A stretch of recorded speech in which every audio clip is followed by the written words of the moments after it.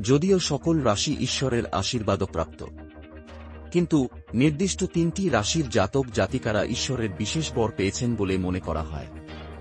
এই রাশিগুলোর সঙ্গে রয়েছে এক গভীর মহাজাগতিক সংযোগ। কন্যা সবচেয়ে পবিত্র রাশিগুলোর একটি। কন্যা রাশি হল পৃথিবী ও আত্মার মাঝে এক পবিত্র সেতু, যার প্রতীক কুমারী মেয়ে। এই রাশিকে ঈশ্বরের আশীর্বাদ প্রাপ্ত বলাই যায়।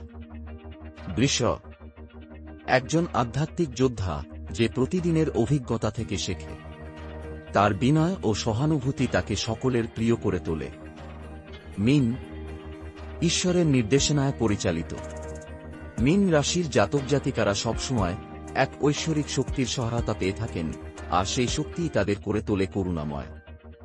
এই বিশেষ 3টি রাশি যেন আমাদের শেখায় আত্মার সঙ্গে সংযোগী সত্যিকারের শক্তি। আপনার রাশি কি? নিচে কমেন্টে জানাতে ভুলবেন না।